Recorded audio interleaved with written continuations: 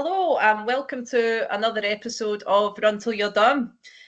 I am that excited for this guest this week that I could barely write a coherent intro and had to ask for the help of ChatGPT because this guest has had so many achievements.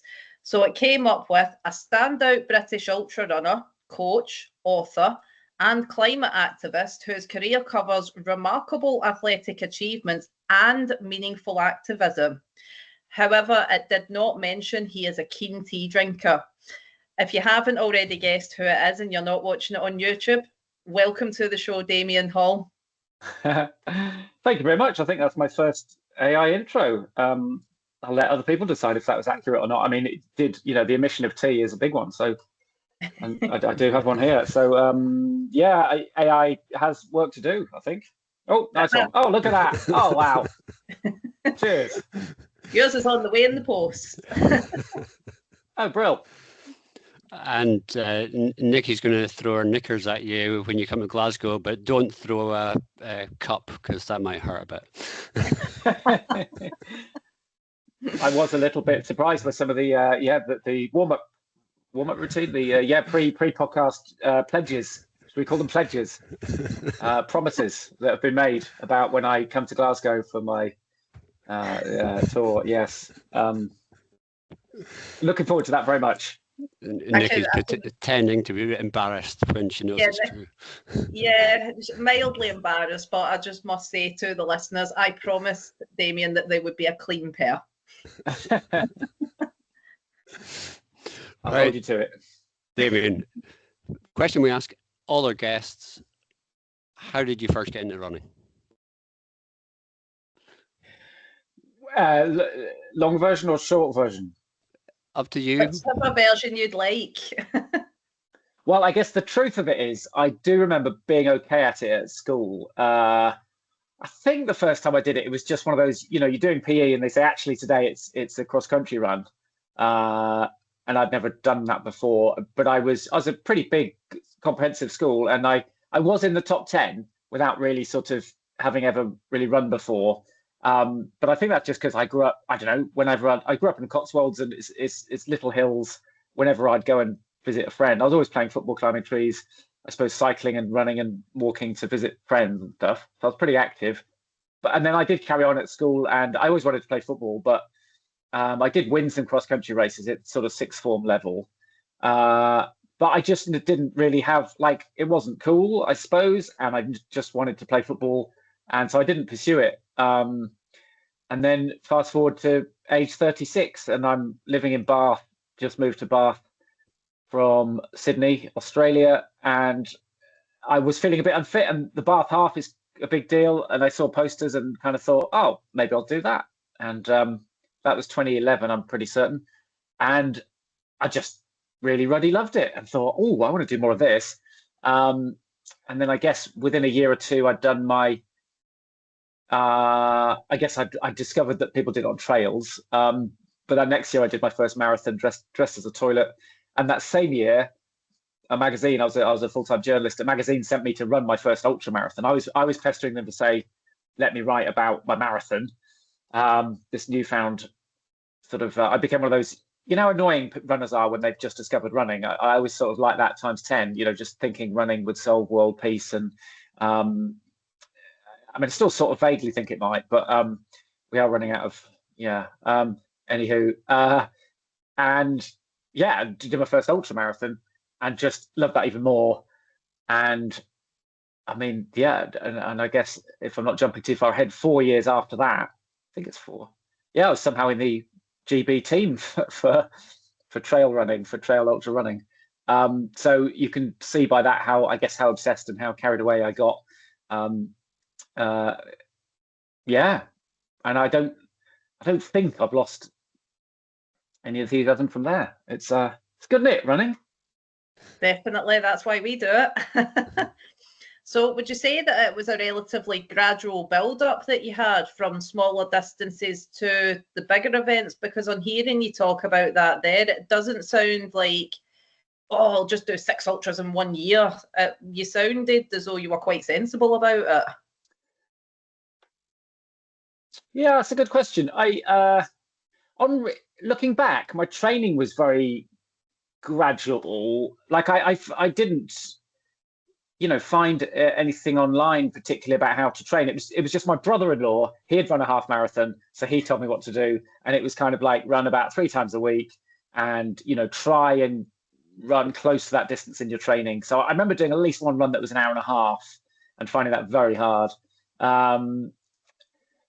So I think my training, so I never got injured in that spell. So my training was quite, and I would run a bit. I'd still play football then, and I would run a bit for the football aside from the actual games.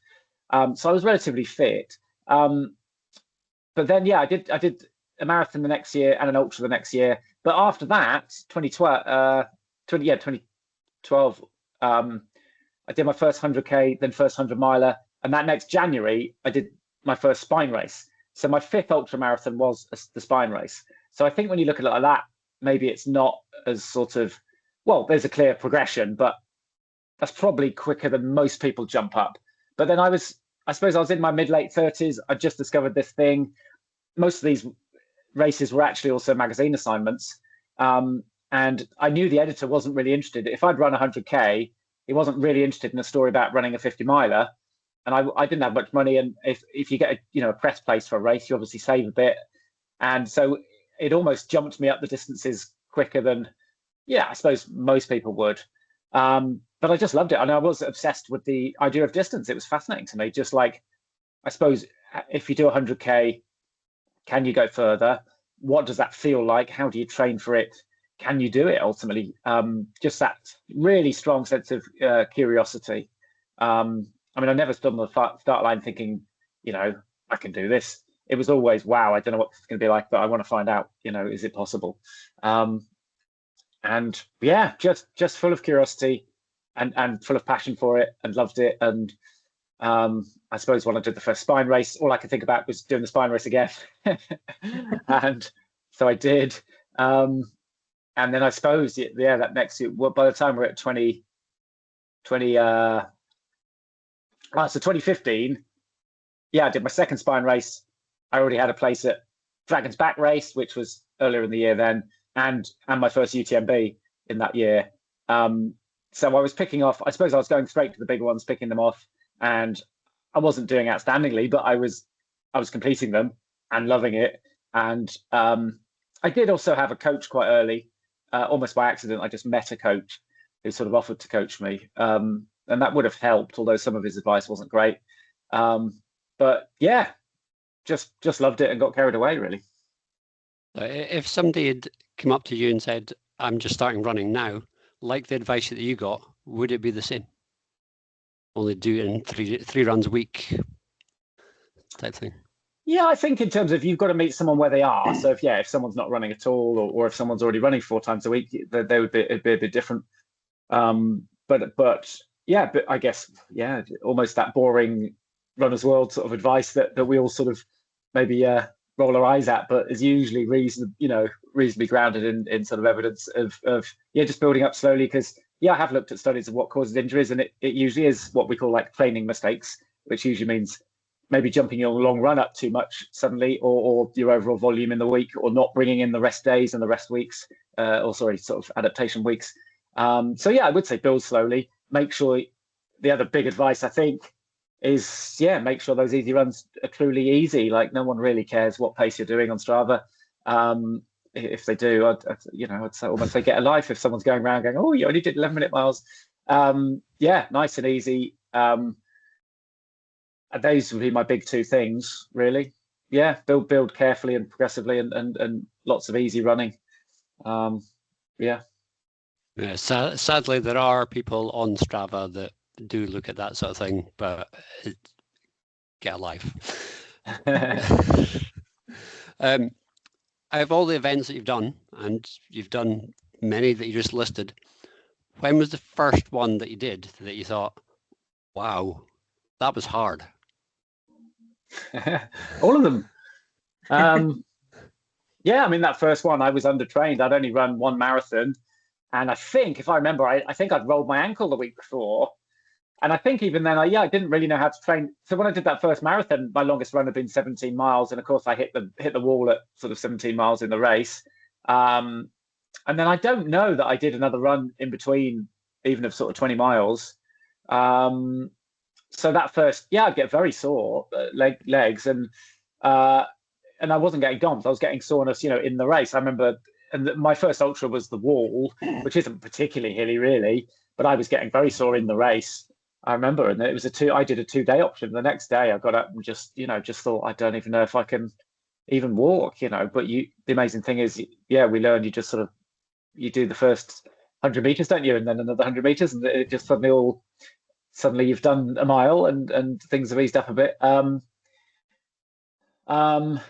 forgotten what the question was, but it was just what race? Oh, what felt hard? Oh no, they all felt hard. Yeah. And even that first half marathon, I definitely was. But I loved the training, the sense of mission, the pushing yourself hard in the event, the atmosphere at these events. Although they're very different, obviously a road marathon to a long trail ultra, but I love the atmosphere amongst the runners and the aid stations, and they all felt hard. I think. Yeah, and then the spine race, and then doing it again, and in a way, doing the spine race again was harder because mentally you've already proven you can do it. So when it gets really uncomfortable, and I did get in more pain that second time, but you are like, well, why am I doing it? Because I've already done this. Like it's kind of harder. There's always a bit of risk when you go back to something that mentally you're not sort of prepared to go all the way. They all felt hard, and then UTMB, Dragon's Back, UTMB. I mean, they really smashed me up. And on UTMB, I did get, I know now that I got rhabdo because I just wasn't, I did the Dragon's Back, but it was 2 or 3 months before. And then I'm pretty certain I didn't get to anywhere remotely like mountainous. I underestimated UTMB and what it's really like. I could not believe, you're up on this mountain, and the next checkpoint was, a whole kilometer down to some tiny village you could hardly see. And I just couldn't believe it. And that was really sore. I was peeing, brown stuff. That was definitely uncomfortable. But I think the year after that, 2016, that's when I really started to be competitive, the year after that. So I guess, I don't know, they felt hard, but I did recover from them, I suppose. And just loved it. Ultimately, all of that, I just loved it, and wanted to keep doing it. And mentally, I know that you've done fastest known times. Between those and events, do you feel more pressure in one than another? Do you think the fastest known times, because it's not the whole event start line, is it a bit more relaxed, or do you put more pressure on yourself? It's really interesting, the whole record of fastest known time thing, because I ended up kind of writing a book about this because I was so intrigued. Well, for a while I thought I preferred that to a race. The great thing is you do it entirely in your style. So you can, of course, do a record attempt where you just go totally solo, under the radar, just tell 3 friends, and that's it. And then you shouldn't really. You'd hope you don't feel too much pressure when you do that. But certainly when I've done Pennine Way attempts and coast to coast, and especially this is where I suppose sponsorship comes into play. They obviously want to promote that ahead of it beforehand, and sometimes that hasn't been the right thing, and I've said no, but. And it is, and I love dot watching, and that is nice entertainment for people. But I suppose when that happens, you do feel more pressure. But the truth is, what I've learned from sort of Steve Magnus and Brad Stolberg, and I guess coaching elite athletes that do feel more pressure, is people really don't care as much as you think they do. It doesn't really matter what you do. And I've heard people discussing me on podcasts with misinformation of like, oh, he did this or he did this, in positive and negative terms, being pretty untrue. And you think, oh yeah, people aren't really, all right, you've made some impression on them. I thought everyone in the world knew that John Kelly had beaten my Pennine Way time and that I'd gone back and failed. And it was actually a meeting, a friend of the show, I'm guessing, up there, Debbie Martin-Kanzani. I remember meeting her in Kendal a few winters ago. And she was like, which of you's got the record again? And I was like, oh, leave me alone, shut up. And she genuinely didn't know. And I was like, oh, okay. I just thought the whole world knew that I wasn't as good as him, that he'd beaten me, and they didn't, And it's like, so people don't care as much as we think. And I think once and the people who care won't think any different of you either way. And once you grab that, I think that's really helpful. I find that helps me a lot. And ultimately, we're lucky to do this stuff, right? That Lucy Gossage quote about suffering is a privilege, and there are people who don't have the health or wealth to do these things. So you've got to sort of put it in that context. And you mentioned John Kelly there and the fastest known time. It's funny that I was listening to a podcast of his the other day, and I can't remember if it was an old one or if it was his latest one that he'd done. I think it was a newer one. And he was actually talking about it, and it's made me ask the question. I thought, I wonder if Damian will try and take that back. So do you think that's on the cards because you have the advantage of being in the country that it's on? I don't plan to go back to the Pennine Way record. I did think about it. So yeah, in 2020 he broke the record. Then I broke the record a few days later, a little cruelly, although he knew perfectly well I was coming along. And then he went back the next year, April, May, broke that record. And then the following year I went back and had a go at breaking his record and didn't. And for quite a bit of time, I think especially the people who helped me were really encouraging, saying, let's go again. When are we going to try again? And I could just feel that I didn't want to, and I couldn't really pinpoint it. But ultimately I didn't really enjoy it very much. I think it was not the pressure, but the stress of being probably behind a record for 2 days and 2 nights, and just feeling like it's mentally, I didn't love that mentally, is the truth of it. And I guess getting further behind, and I was a little unlucky with the weather, but you never get it perfect. And I realized, I just kept hesitating of getting another one together. And I realized I don't want to. I didn't enjoy that as much as I hoped I would. And it's not as simple as you enjoy it when it's going well and don't enjoy it when it's not going well, because I've had lots of other things that haven't gone well. Sometimes they've turned around and turned out well, and so on. And part of ultra running is being able to sort of roll with the punches and get over stuff not going your way, because it almost never goes entirely your way. In fact, it never goes all your way. But I can just tell I didn't enjoy it. So I guess there were plenty of other things to do, and I've still got that, tiny piece of history, which I'm very, very happy to have. So yeah, no plans to return. I'll leave that to other people. Looking at your DUV record, the highlight of your running career is obviously 2014 Lakeland 50, because you managed to finish about half an hour ahead of me. But since then, you've gone on to do things like UTMB, Dragon's Back, TGG, Tour du Géant, Northern Traverse, Winter Spine. What's the appeal for the longer distance? I think fundamentally it's more of an adventure. And I was, even as I mentioned, even at the start, what fascinated me was distance, how far, to an extent, within reason. But then, the truth of it probably is, if I was amazing at 5Ks, there is a truth that maybe I'd be sticking to 5Ks. It does seem to suit me as it goes longer, and especially at my age now.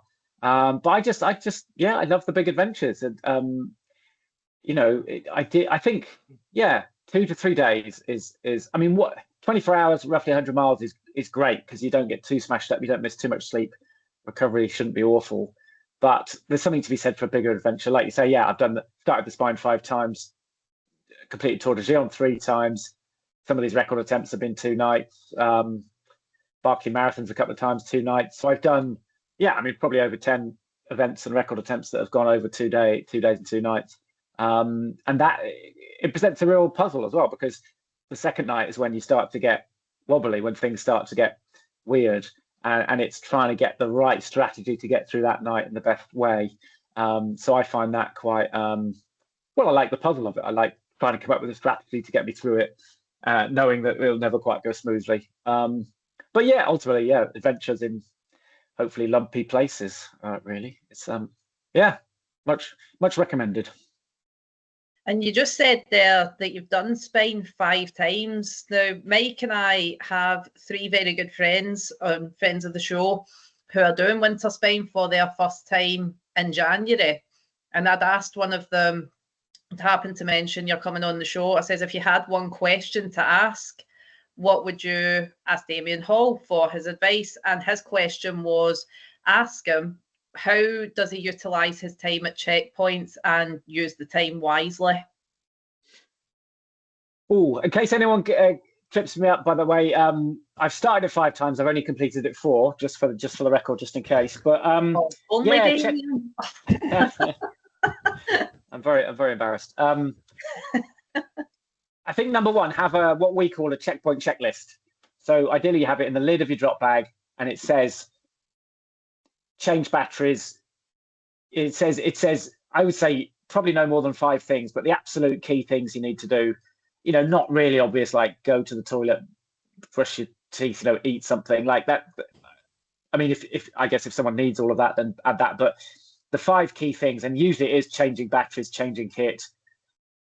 I mean, it might say, I don't know, get food and drink for the next bit, but or change map. I think you still need to change map at one point. So those key things, because basically you're going to get kind of foggy headed, you're going to get stupid and slow, or in my case, stupider.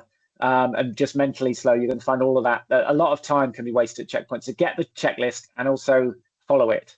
And yeah, try hard to be efficient. Decide when you're coming in as well. Like, is there anything on your checklist you need to do as well? But try and give yourself not too many things to do, not too many choices, just those key 4 or 5 things.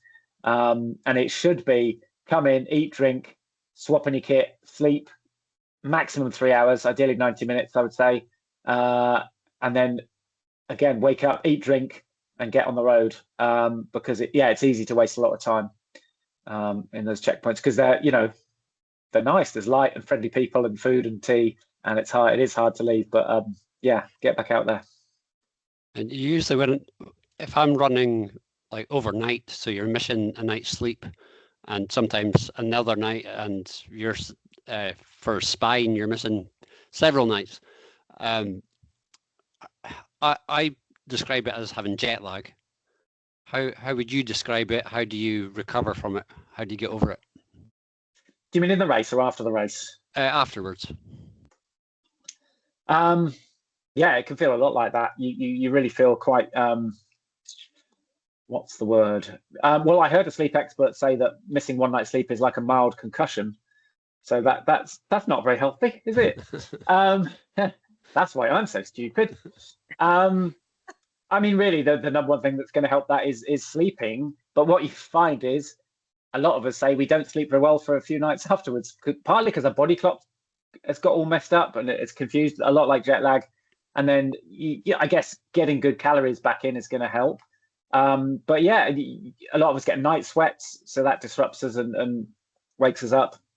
It needs some patience, and it might be weeks, even months, until someone feels you're fully recovered from the spine. It really does. I mean, maybe people are sensibler than me and don't rush it, but it really shouldn't be underestimated ultimately. But number 1 is going to be sleep. Number 2 is going to be food in terms of recovery, and probably just patience. And I do advise my clients as well, like if they happen to be a surgeon or a long distance driver or something, is there anything you could do not to go directly back to work and do those, I suppose, potentially huge consequence jobs? You probably will still be a bit stupid for some days. And you might be so stupid that you sign up again.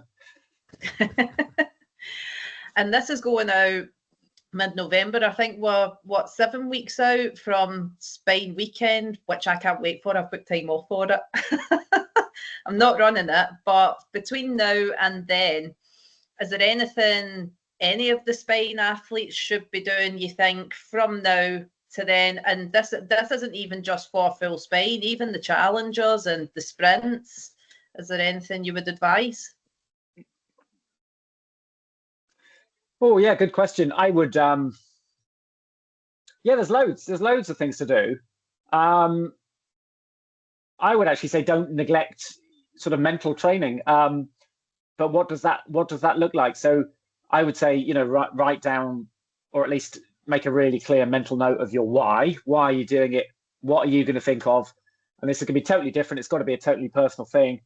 What are you going to think of when it feels really difficult and things are hurting and you're really tired and you're up to your waist in Blenkinsop Common? It's not a common, it's a bog. what's going to get you through, because you've got to decide on that. And why did you sign up in the first place? But then also there's several things we can do. Visualization works, but I would say, think positive things. Also practice thinking about things going wrong. And you could do, for those who know the sports psychologist, Dr. Josie Perry, like she advises, you get like a what if sheet. So you write down what's your biggest kind of fear or concern about the race. And then you write what you'll do to try and lessen the chance of it happening. And then what you'll do if it does happen. So the classic one might be, going off route or running out of food or foot problems. What are you? Yeah, how are you going to prepare for that? How are you going to respond? And yeah, and one more thing might be confidence for a lot of people, I suppose. And what does confidence come from? And we know one thing it comes from is your preparation and training. And another thing is your longer sort of CV. So, all right, your training hasn't been perfect, but actually you've done 300 or 400 milers. You're really proud of a particular run. You've done one really good long run. So some people create like a confidence jar, and you jot those things, or a confidence cup, and you put it in, and it's slowly filling up with things you should feel confident about. And because it's easy to get a bit overwhelmed near the time, and think that maybe buying a couple of bits of kit is going to get you through, and it's not really going to be about the kit. It's going to be about your the stuff between your ears. That's really good advice. Thank you for answering that. For yourself, you're very well known in what I like to call the ultra bubble. If you're in the world, there's not many people that's not going to have heard of Damian Hall. Do you feel pressure when you turn up to events? Do you feel there's an expectation for you to do well? Yes and no. I don't recall it ever kind of bothering me. People are really nice to me. I'm really grateful of it.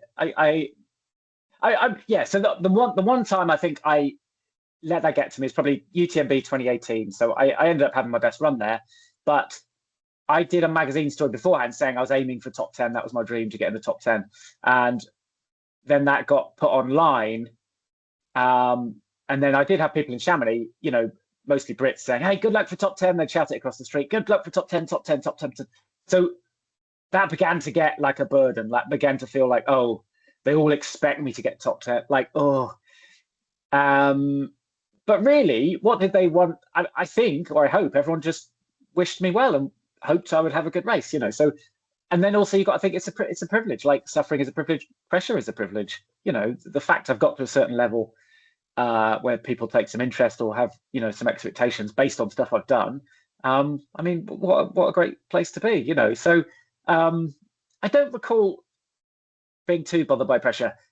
No, and honestly, I feel like I've had just as many things go wrong as go right, and that probably says I'm trying to do the right things, because for me, I do want to try and challenge myself and get to the edge of what's possible for me. And I've definitely done some things I'm embarrassed of in terms of how things have gone. Like I'm embarrassed about some of the Barclay Marathon stuff, and at Tour de Gien, I went wildly off course on my first one. I was quite embarrassed. But ultimately, yeah, back to that thing. Does it really matter? Does it really matter to other people that much? No, I feel very fortunate and an immense amount of goodwill from people. Ultimately, I think that's the thing about this world that I do like, though. You say about people saying, "Oh, good luck for top 10" and things like that. I think when you put a goal out there, people just really want you to do well, as you say, just have a good race. And as for the embarrassment, you know what? If that was me, I'd be like, you know what, he made the start line, which is more than what most of us could do. So yeah, no, thank you. No, I've got over the minor things. It's definitely first world problems, right? Like, I can afford to do this stuff. I'm healthy enough to do this stuff. Like, it's not anywhere near sort of live or die stuff, is it? So it's it's a privilege. Right, on your website, it says Damian Hall is coach, which I'm sure if we add in details, we can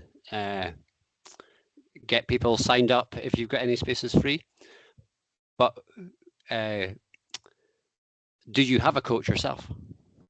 Yes, and thanks for mentioning that. Actually, for the first time in a few years, I probably could take a 2 or 3 people on, but I've been very fortunate. I didn't really plan to be a coach. I was sort of full-time journalist, and people just, I think because of UTMB, and I was doing quite well there, and people, I guess, wanted to learn how to do it. People kept approaching me and asking me, and I turned people away, and then because I'd say I'm not a coach, and then a couple of people were just insistent and said, I don't mind, tell us what you know. And I was like, okay, and I just loved it, and it went from there.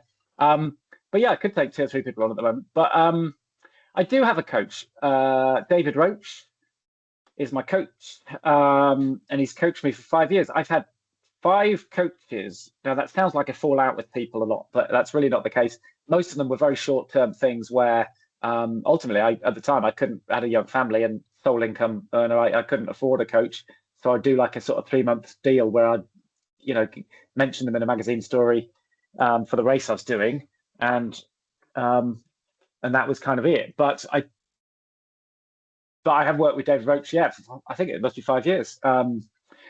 And yeah, I guess I believe in his methods. I feel like they work, and I'll carry on with him for now. And I do, if I'm totally honest, I'm not going to pretend I don't. But yeah, a lot of his methods are what I use with my athletes as well. It's not totally the same, but and I guess that's things like regular strides, trying not to get too far from your sort of 10K pace, not keeping that speed in there, and it's not huge volume for most people, and it's definitely one full rest day. So yeah, I carry on with those principles, and yeah, I feel like it works most of the time. And during your events, FKTs or races, fuel is obviously an important thing, because you won't go anywhere if you don't eat. How do you fuel?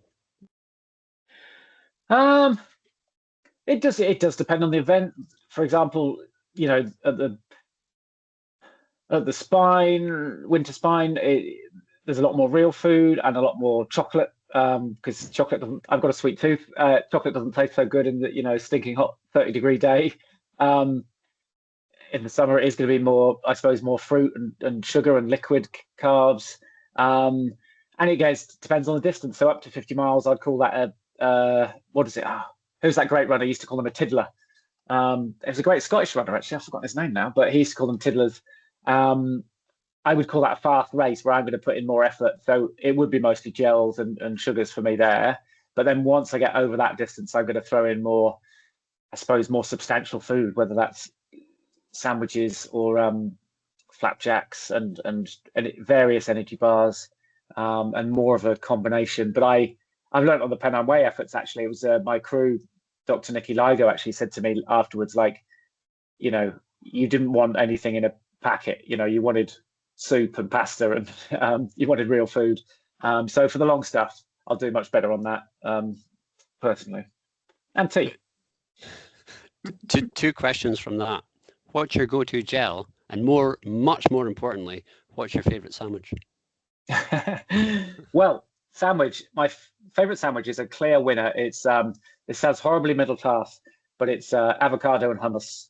I am one of those annoying plant-based people. But actually, this happened totally by accident. It was on my successful Pennine Way run, and I just wasn't eating. And people around me who were running with me were saying, "Well, I've got this. Will you try this?"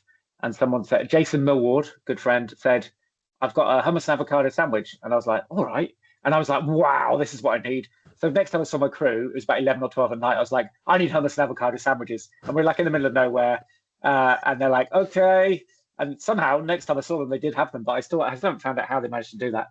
But then afterwards I said to Jason, "Wow, how did you discover like the secret, these secret sandwiches?" And he was like, "Oh, that's just all I had left in the fridge." So it was a totally sort of random discovery. And I've often, because I guess it's nice and savory. It doesn't require too much chewing. It's and I do, this is embarrassing, but it's white bread because there's less fiber, and I do cut the crusts off. Bit embarrassed about that. I do eat like a toddler in a race. Before you answer the gel question, Damian, sorry to interrupt, is that a flavoured hummus or just plain old hummus? Oh, so the idea for something like the Spine race, I'll vary the flavors. Yeah. I really respond to, I suppose, variety of flavors. So one might be like that. I actually like a jalapeno or a chili hummus. because then there's a bit of spice in there, and that also might make you thirsty and so on. So that would be my, and then yeah, I still like a bit of pickle as well. So I might even put a bit of pickle or a tiny bit of cheese, or vegan cheese, lightly flavored rubber. So I do vary it a bit, but that's my staple. That's been working for me for years. In terms of gel, this is where it gets a tiny bit awkward. I do have a. I am sponsored by Veloforte, who make amazing like Veloforte chews. But I've got to be honest and say that I don't love their gels. I think they're all natural actually, but I find them just a tiny bit too sweet. So the gels I've been using lately is I do like the Precision Hydration, the huge the 90-gram ones and the caffeine ones. Also some SOS Beta, is it the 40-gram? So it's just the bigger the gel, the more likely I am to get gel in, I've found. And you don't want, there's some fiddly little packet where you do all that and there's only sort of 15 grams in there, do you? You want sort of bang for your buck and just to get it in. Yeah, they're my favorites at the moment, but it might change, it's sort of ongoing experiment. Will you use gels towards the end of bigger events, like when you're feeling tired or you just can't be bothered? I mean, do you get that where you're so far into a race and you're like, I just don't want to eat, I just want to get it done? Yeah, I'm actually a bit more inclined to use them a bit earlier on, when usually the intensity is higher. So I will always have some sugars on me, even things like the Spine, because I guess emergency bonks, in the ultra running sense, I need to have a bit of sugar on me to grab. So I nearly always have an emergency gel or two. And then it's something like, at most races, I will have, I guess, spells where a few gels are going in, but I need variety in taste, and I can't do them for hours. I know some people who can, but always a bit of a mix. Going back to your hummus. You said jalapeno. I'm not sure I could have that that far into a race, and I would go for caramelized onion. Oh yeah, they're good actually. Yes, yeah, good shout.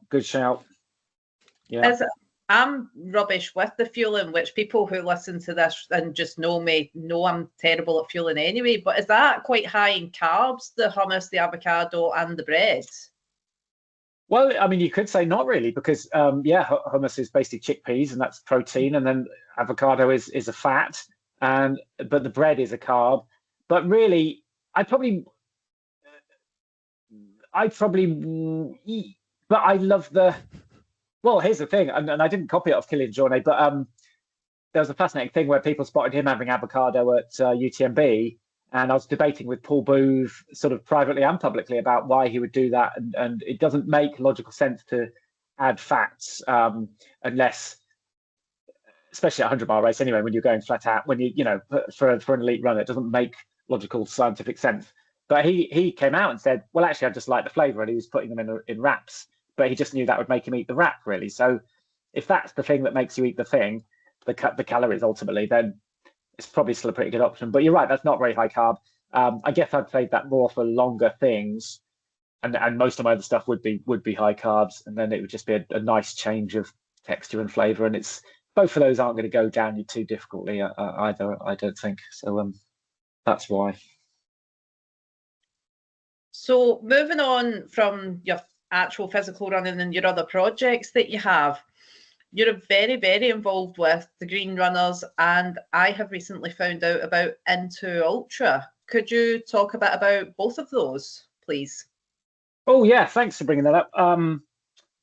So the Green Runners started, I think, 3.5 years ago. It was just a group of us, including sort of Dan Lawson and Jasmine Paris, and just any runner I'd found who seemed concerned about, climate breakdown. And some of us met up at COP in Glasgow, COP 26, was it? Yeah. I went specially up there to join in the protest and meet other runners. Finlay Wild was there, he met us there.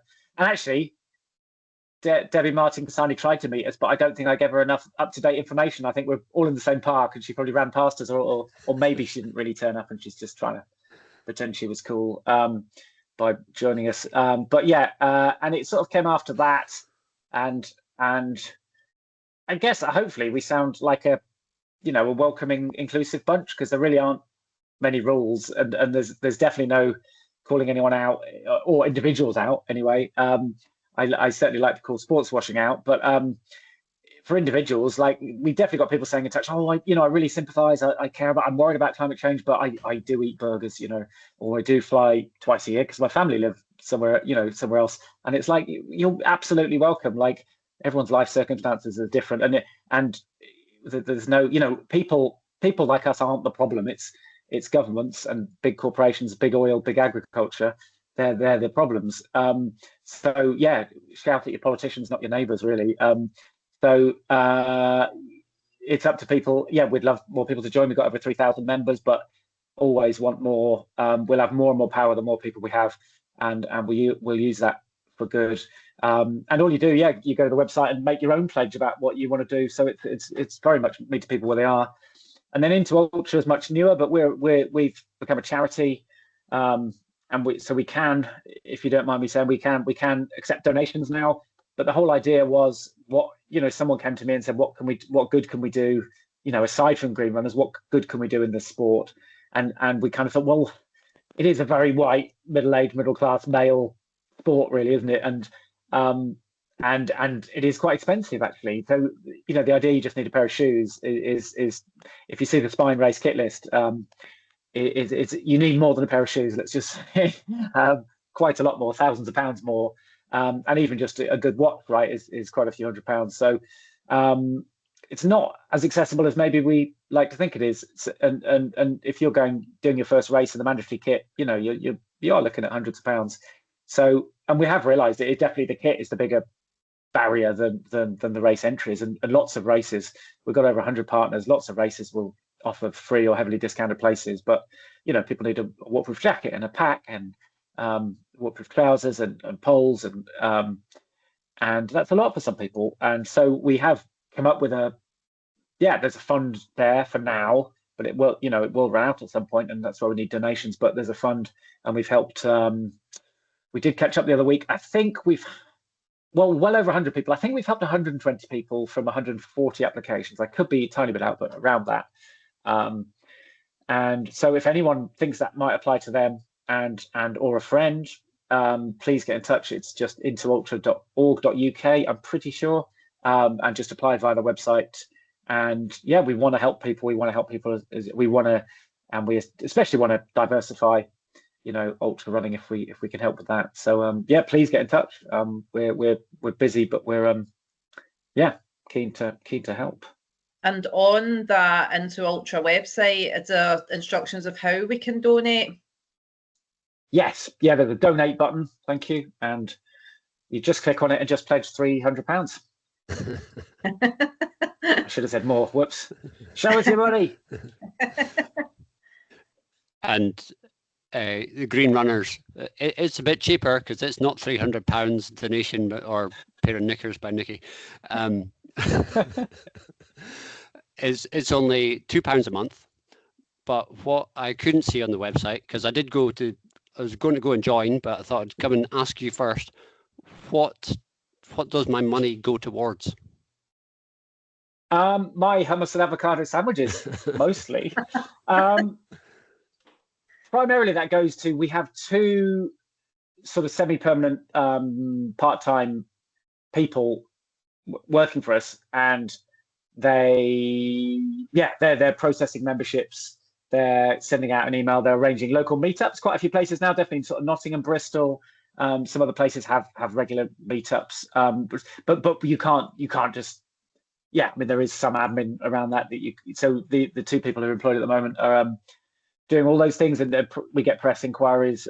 We've just revamped the website, and there's a surprising amount of cost with all of that, and we have to, now that we're a community interest company, we have to file accounts, and then suddenly it's like you have to pay an accountant, and suddenly it's like, oh, this sort of like, I mean, we didn't do it just for fun, but suddenly there's loads of bureaucracy and forms to fill in and calculations, and suddenly all sorts of costs. But we did do a crowdfunder about a year and a half ago, and we're so grateful how many people sort of chipped in. So we basically pay those two very hardworking people for now. Obviously that yeah, that crowdfunding runs out at some point, but we're doing all we can. The other thing, I don't know if I'm meant to talk about it yet, but we are we're trying to help races. We are working on a scheme to help races, well, I suppose help themselves, I guess reduce the footprint of races.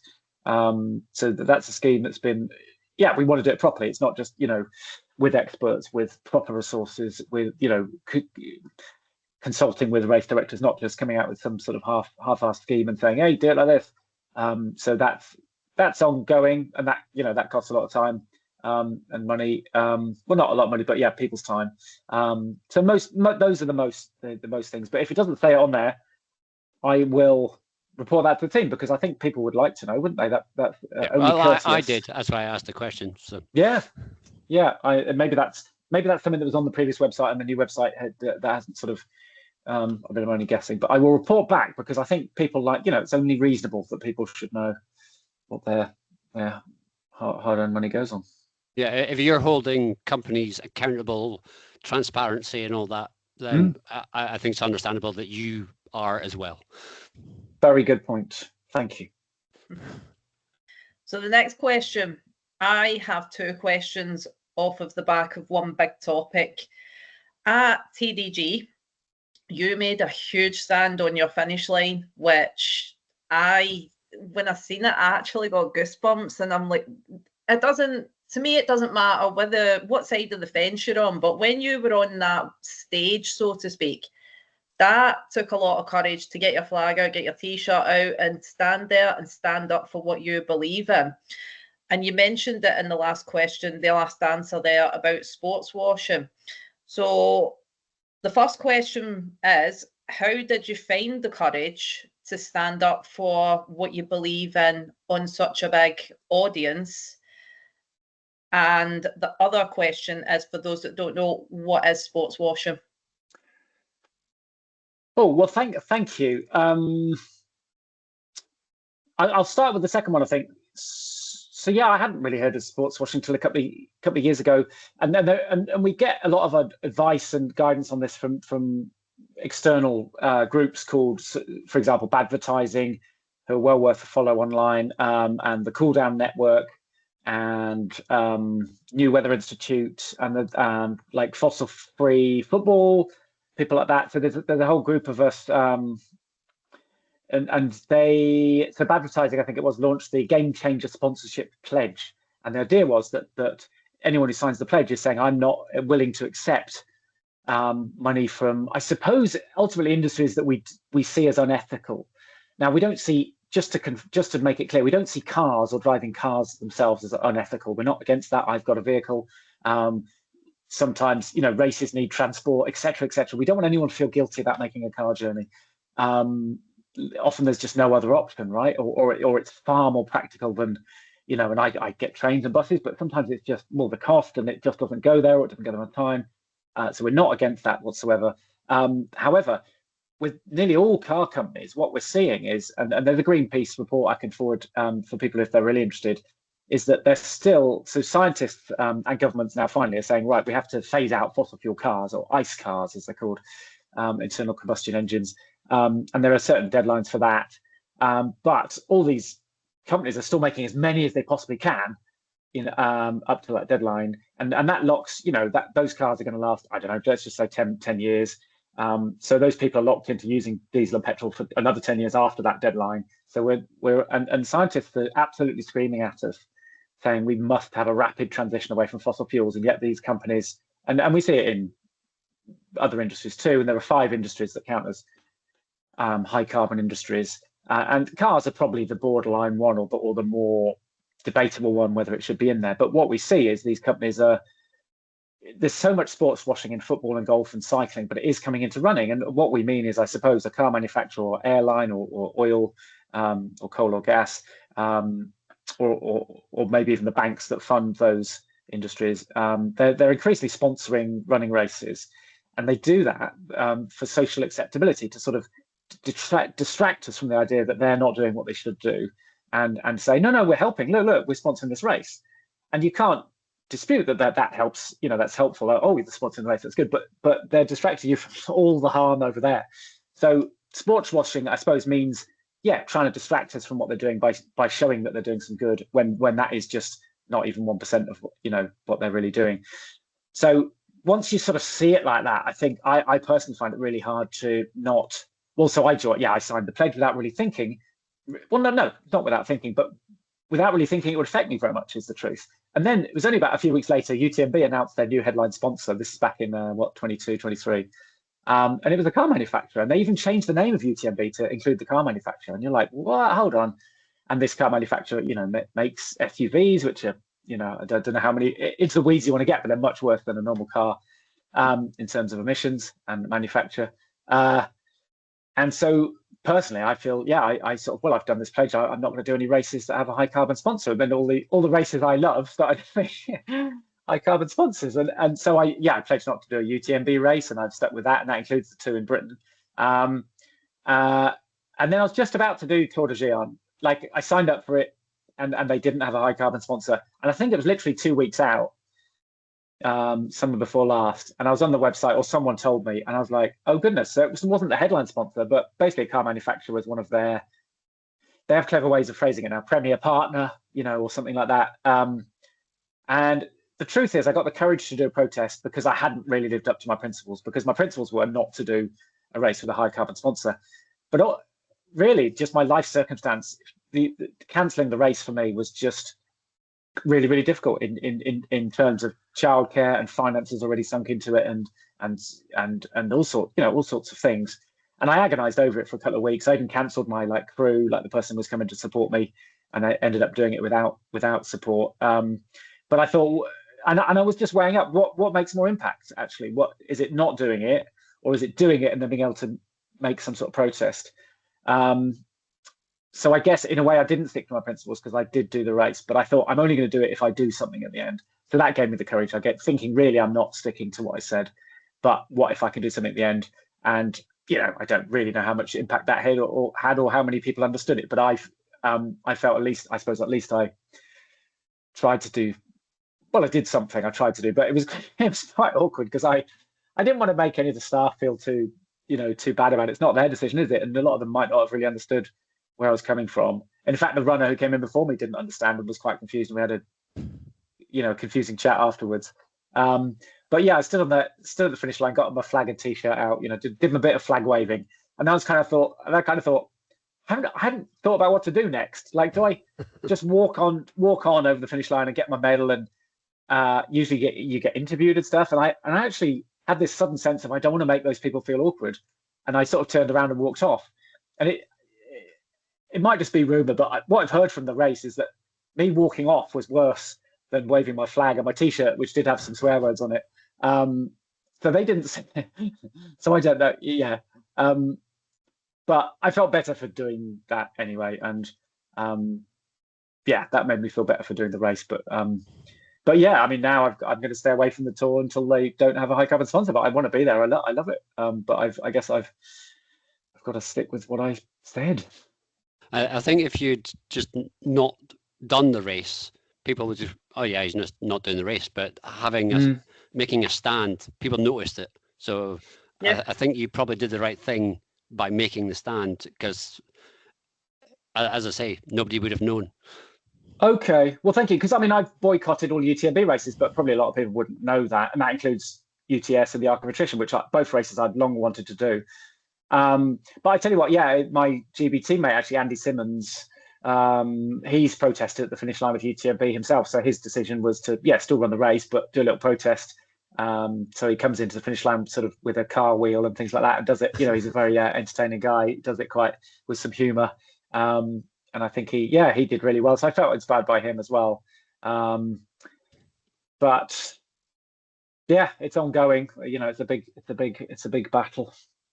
And for anyone that doesn't know, I read the race report from TDG after that, and just what your thoughts were, and I found it a really good, interesting read. So that's something to point people in the direction of your blog. Oh, thank you. I found it really good, because. Oh, thank you very much.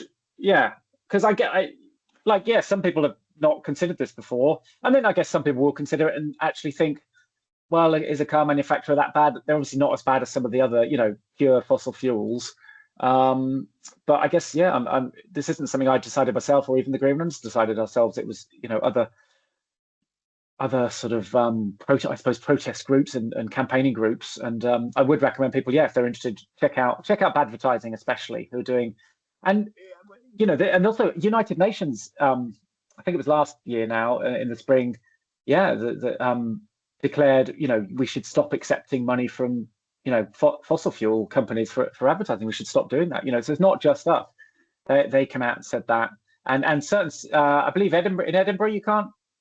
They were one of the first cities, certainly the UK, to say actually no high carbon advertising, and that is spreading. There are certainly other countries in Europe doing that now, and in Britain sort of debating it. So because I think it was when the Tour de France was going through Edinburgh, right? That was going to be a problem, if I'm right, or have I got that mixed up? But sure. I don't really follow it. But they're a high carbon sponsor, the Tour de France. I remember that being debated. But people are. The tide is turning on those industries who aren't transitioning quickly enough. And going back to running, not that it's more important than the environment, but that's what we're here to talk about. Out of all the events that you've done, ignoring reasons for not wanting to do them again, what would be your biggest achievement? Well, in some ways, you might say it was that, but I think objectively, my sort of strongest run is placing 5th at UTMB, I suppose, in that is the sort of the benchmark. That's the big one for at least for 100-mile mountain races. That's the most competitive race in our sport and has been for 10, 15 years. So that felt like my best sort of objective run on an international stage. I guess it would be that. Sadly, quite a few years ago now, but. And if it's not too personal a question, you spoke about people's writing down their why they run. What's your why? I've just always wanted to get on this podcast. You've made it. Yeah. Well, I've got no why now. It's your biggest running achievement. It might just be. I do emotionally just always think of my kids, to be honest. So I sort of tell myself I'm trying to set a good example to them. I mean, the irony is, not that interested in what I'm doing. But I do, when you're tired and emotional, I think for a lot of people who are parents, children is quite a strong emotional thing to go to.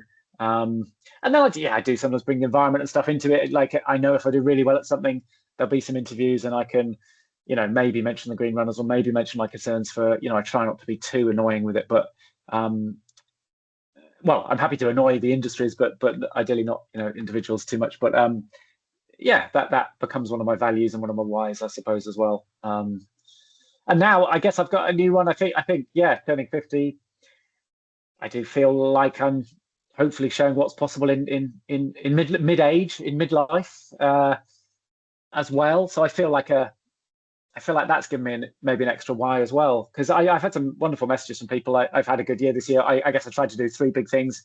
2 of them worked out, and I got a lot of messages from people mentioning my age and saying that they found it sort of inspiring or helpful to them. So that's another one.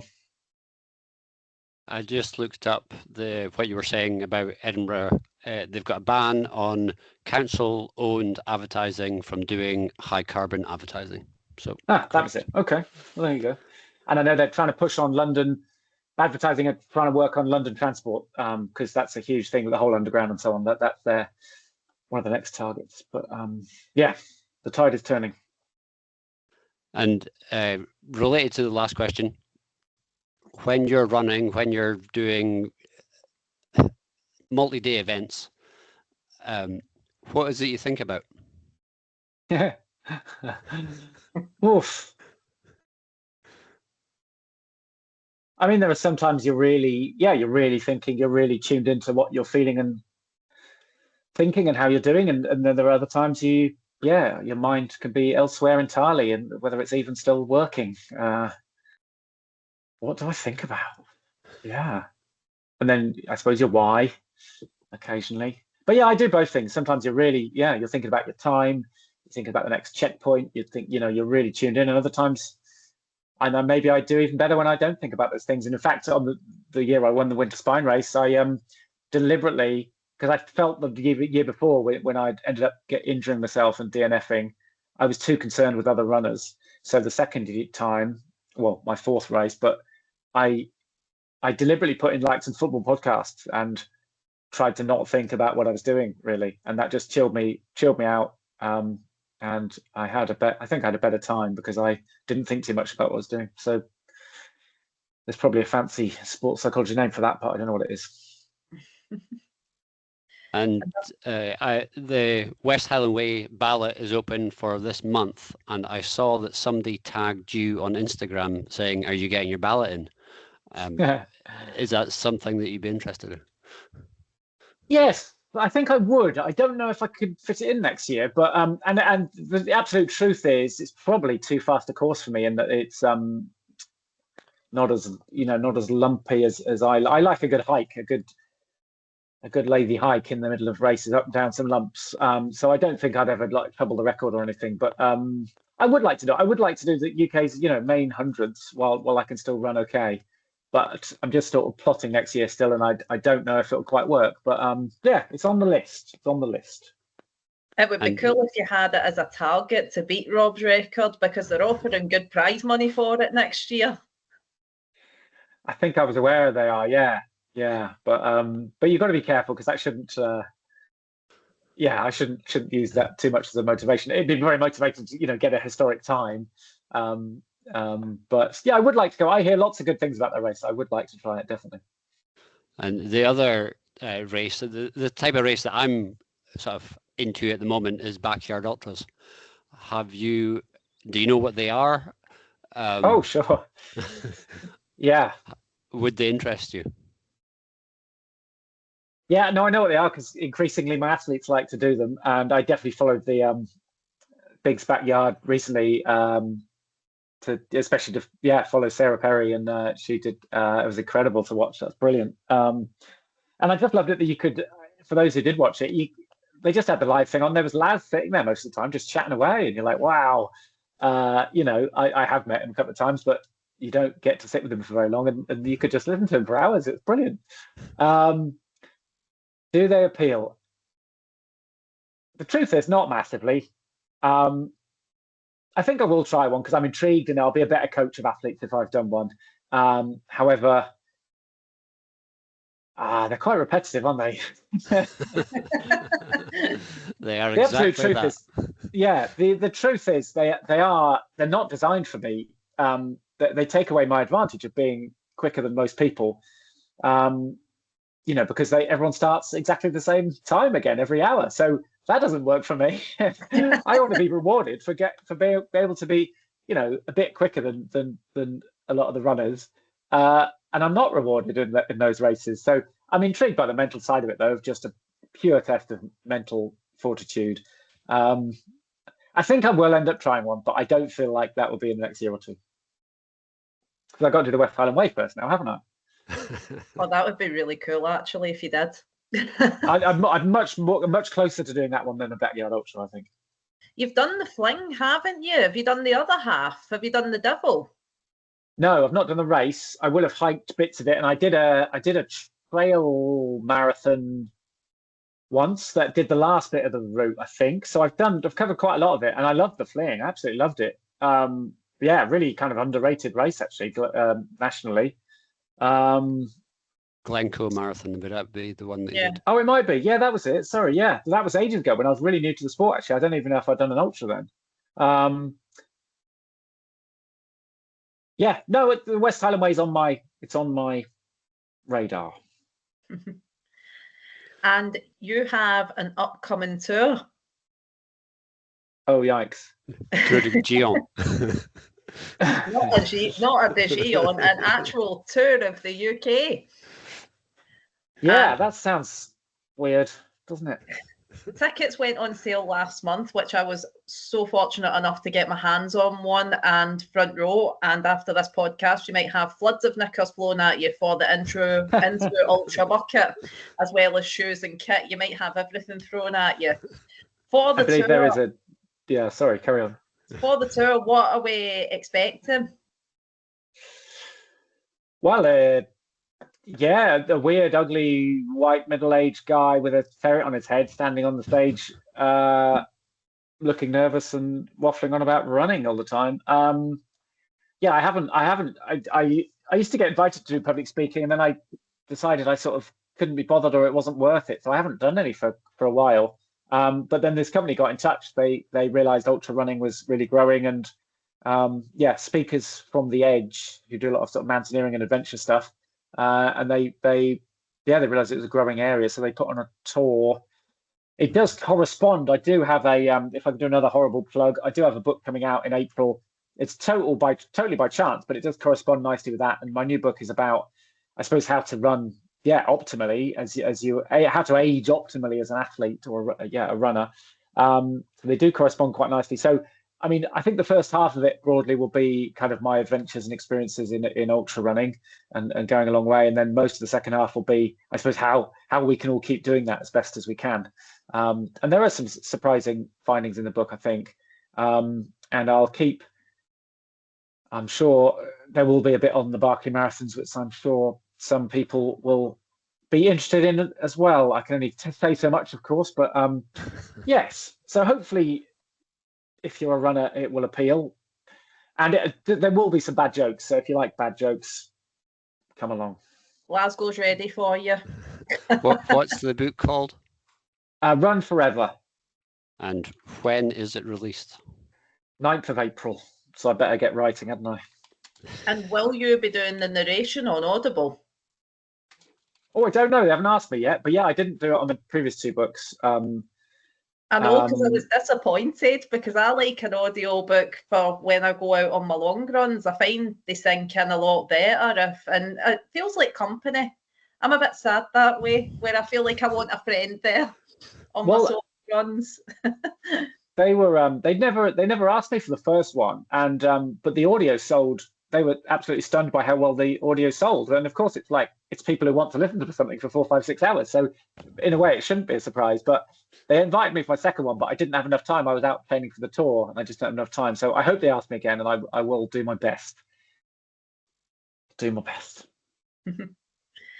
And I don't know if there would be many, because you've done so many epic events now and well-known ones. Have you got any races that are left on your bucket list, or dream races or FKTs that you would love to do? Yeah, loads. Care to share? No. West Island Way. Yeah, I mean, I've been very, very fortunate, because I've hardly had many injuries, and I have done most of the races that I really wanted to do, and often I've done them 2, 3, 4 times. So I've been incredibly fortunate. So I'd say I'm running short on races I'm really excited about, although there are new ones come along all the time, right? But in terms of record attempts, yeah, I've got a list of at least 10 things I want to do, and yeah, I will keep those to myself. Sorry. Oh, I'll look forward to when you smash. But, yeah, well, one thing I will try and do next year is, I had this sort of 3 solo idea of trying to do the 3 big UK trail running rounds continuously, and I had a go and didn't manage it. So I will try that again next year in a better time of year, better weather. So that's the one. But it's because it has to be, I want to do it solo, and because that means self-supported. I can't I'm meant to not share that exactly when, in case anyone sort of turns up and almost accidentally helps me, even with encouragement, actually. So I do have to keep that secret till afterwards. But if it all goes wrong again, I'll just keep it secret altogether. Is that the one where you've got in your blog the 2.5? Yeah. So it was meant to be 3 solo, but it ended up being 2.5 solo. And next question it can be a difficult one to ask and answer. Do you have anybody fictional or real, alive or no longer, that you would love to run with?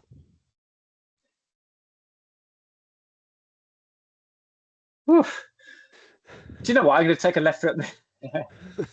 I thought you were going to ask the dinner table question, you see, and I started thinking. I nearly always name people that I'm actually think I'm similar to or look up to, but I was actually going to say, actually, I want to have dinner with Nigel Farage because I disagree with him so strongly that I want to try and understand where he's coming from. So actually, I'm going to say that I want to go for a run with Nigel Farage and try and understand how hateful he is and why. And not push him off a hill. I mean, if he does get lost and fall down a hole and never come out again, was it really my fault? If it happened in the wood and no one saw it, did it really happen? And this may be the podcast where we get cancelled, Mike. If that's what it takes to get rid of him, then I'm okay with that. Thank you. Good. We are in the final straight. Have you got anything coming up running wise that isn't a secret? Yeah. Sorry to be secretive. I'm going to do this Winter Spine Sprint North. So I don't feel ready to sort of absolutely go and trash myself again. Over sort of 3 or 4 days right now. But I do love being part of the Spine, the whole event. So the Sprint North's perfect because it's sort of 43 miles. And it's the best bit of the course actually right at the end where, normally you're so fed up of it all or wrecked and tired that you don't really appreciate it. So I'm going to go and do that for just a bit of fun and to be involved and get out in the hills in the winter. That's my next thing. And where does it start, the Sprint North? Bellingham. It's a little town called Bellingham in I think it's it's Northumberland. So it's tiny, and then finishes at the proper finish point, Kirkyetom again, which is like tiny Scottish village next to nothing really. So it's it's pretty remote. It's really cool. We have a good friend who has ran the West Highland Way 19 times, Fiona Rennie, and she just done the Devil of the Highlands this year for the first time. And when asked her what's it like to run the second part of the course without all those miles in your legs, and she really enjoyed it. She says, I actually loved it. It was nice to start at Tyndrum and I've not got another however long to go. It was nice to do it on fresh legs. So it might be something similar like that for yourself. It is amazing that, isn't it? How much you're sort of, I don't know what I'm trying to say, how much your emotions influence, I suppose. And another example of that is one time I did go out and recce the UTMB course with some good friends. And bits that I thought were horrible, I was like, wow, it's great here because I wasn't wrecked. So it's amazing how it changes your perception, isn't it? But You've also got the advantage. You normally do your recce's in daylight, whereas during the race, you can't control that. Sometimes you wouldn't have seen it, but now you're, why wasn't I looking at the views? Because there wasn't views, it was pitch black. Yeah, no, totally, yeah. Well, I think that draws us to a close for tonight. And Damian, it's been fantastic having you on. Nikki, thank you for being Nikki. Thank you for coming on, and it's goodbye from me. Thanks, Damian. Thanks ever so much. See you on the West Highland Way sometime.